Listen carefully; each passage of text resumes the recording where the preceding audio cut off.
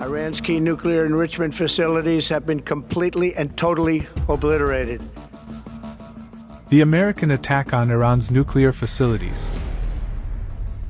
In the stillness of a summer night, as most of the world slept, a thunderclap of precision and power shattered the silence over the deserts of Iran. On June 22, 2025, the United States launched what may go down in history as one of the most audacious and controversial military operations of the 21st century. In less than half an hour, America unleashed a coordinated strike on Iran's nuclear infrastructure, an event that sent political shockwaves far beyond the Middle East.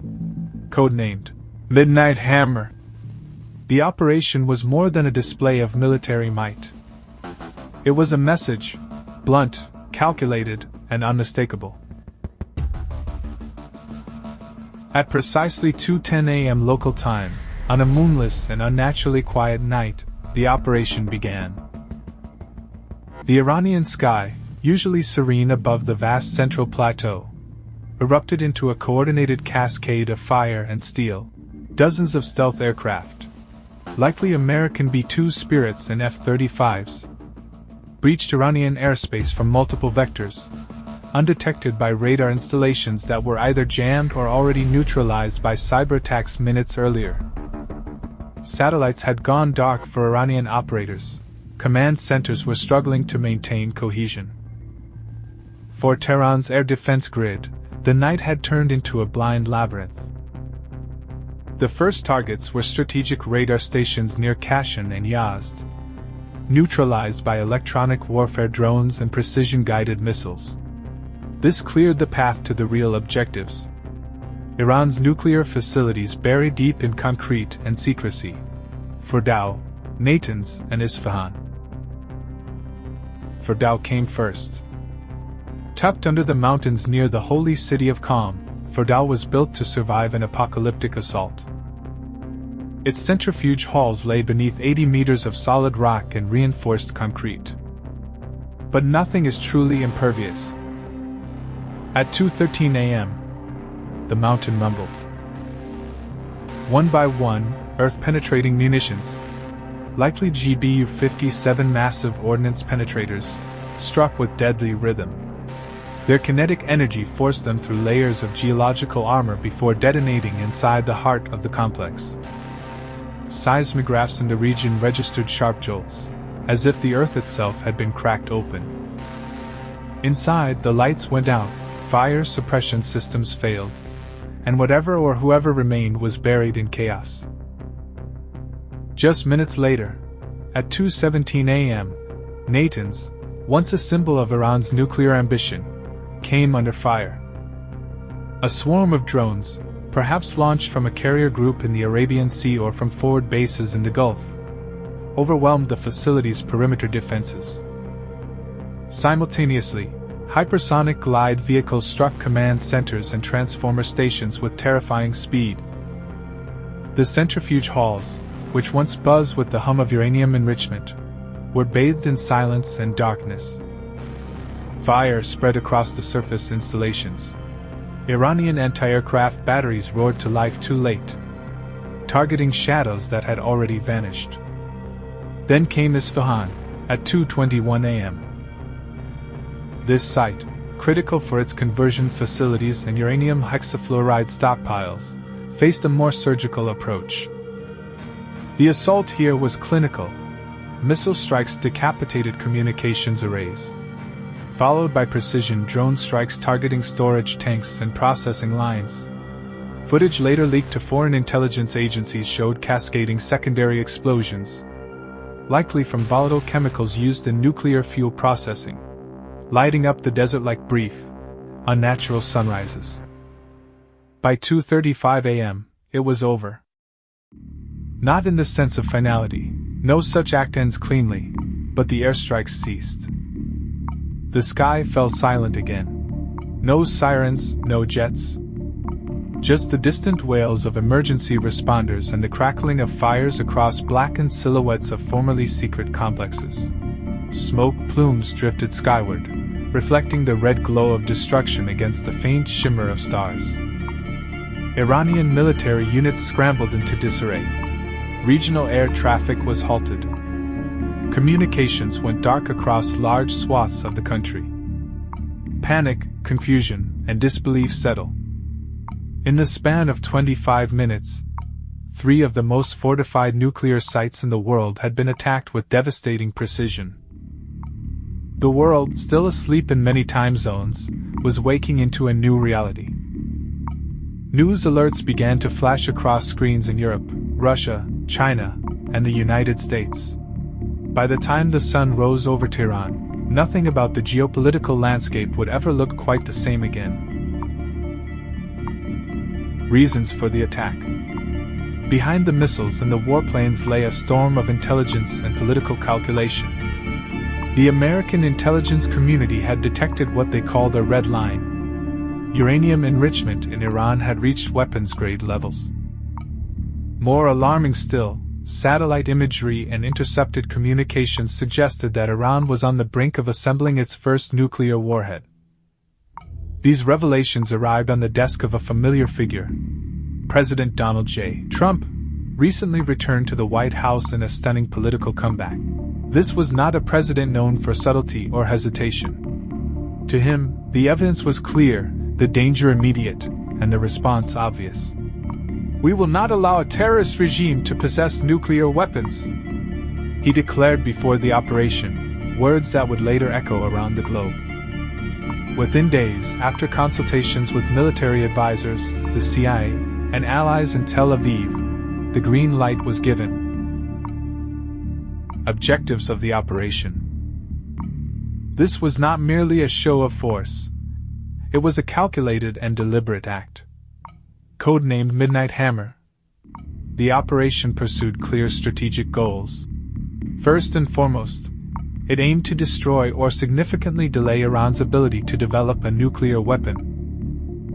Intelligence indicated Tehran was nearing the breakout point, the moment when it could build a bomb faster than the world could intervene. Washington saw a narrow window to act. Second, it was a message, not just to Iran, but to the world. The era of strategic patience was over. The US would no longer wait through stalled diplomacy and hollow promises. Preemptive action had returned to the playbook.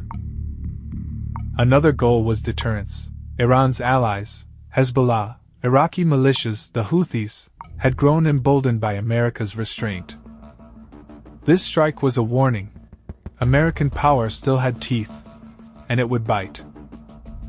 Finally, there was the clock. Once a nation goes nuclear, the cost of stopping it rises dramatically. The aim was to act before that threshold was crossed, before it was too late. Execution of the operation. The operation unfolded with surgical precision.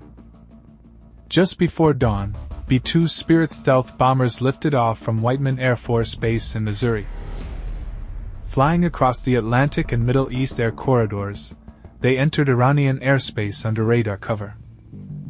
Each aircraft carried GBU-57AB massive ordnance penetrators, 13.6-ton bombs designed to obliterate hardened targets.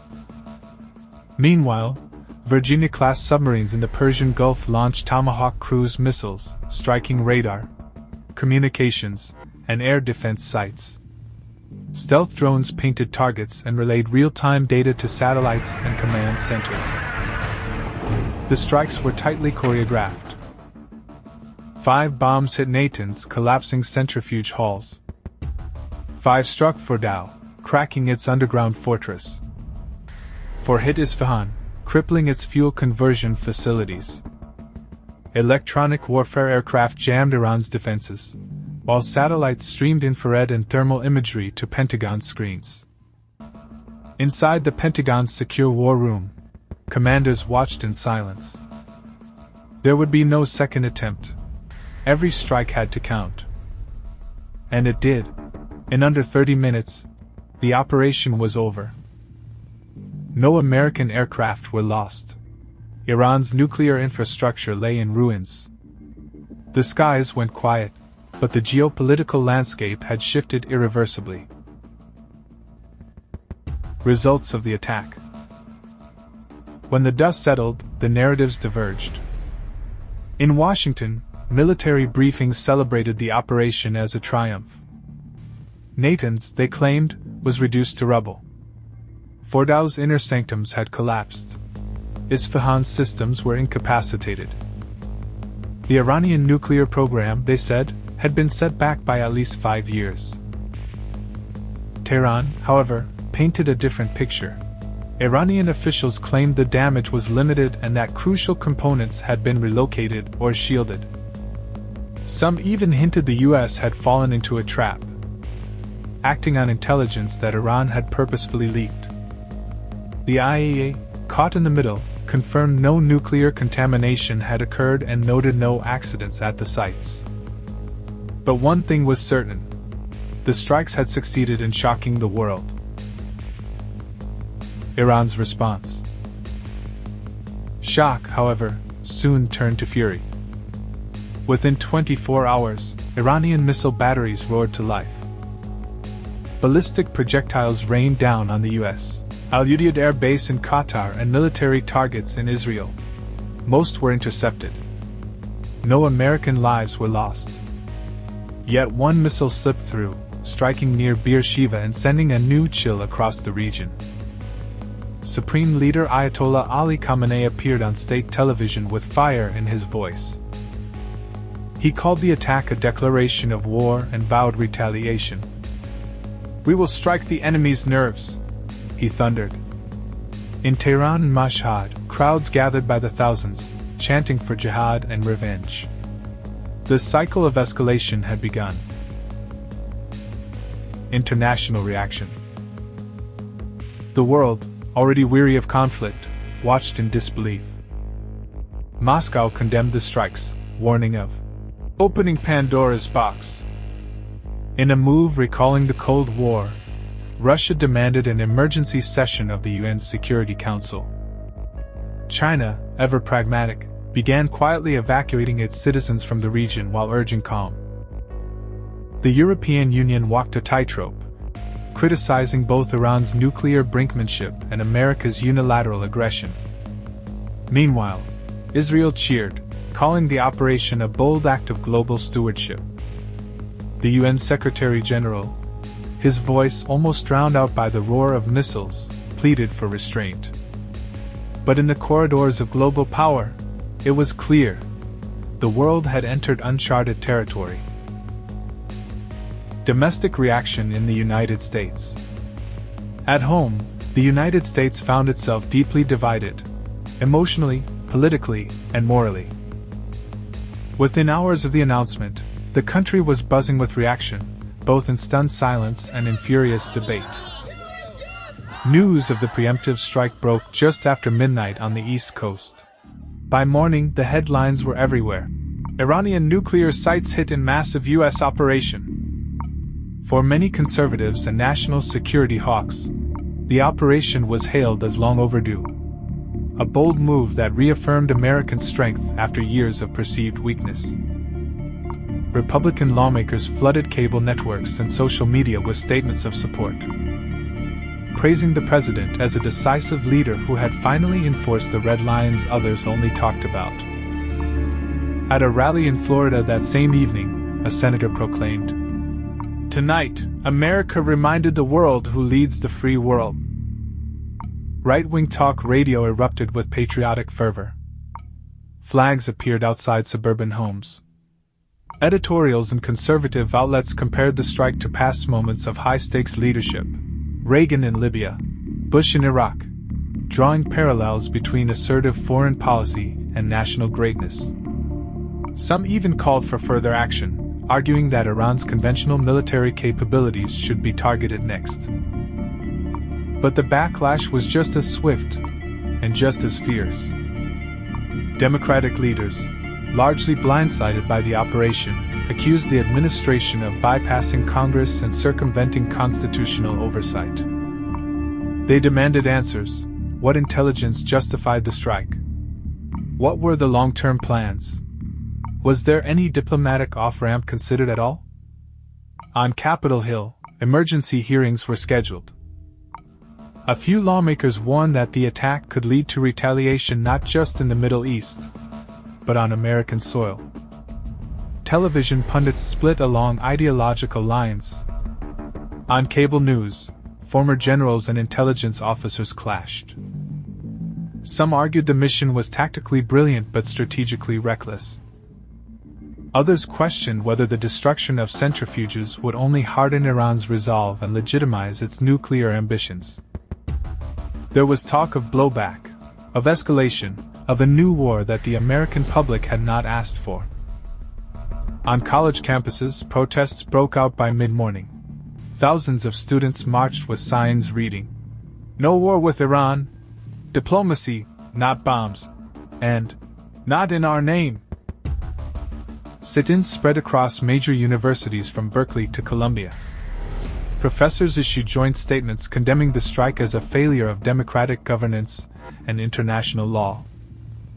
Social media, already a battleground of opinion, became a torrent of outrage, memes, misinformation, and impassioned threads.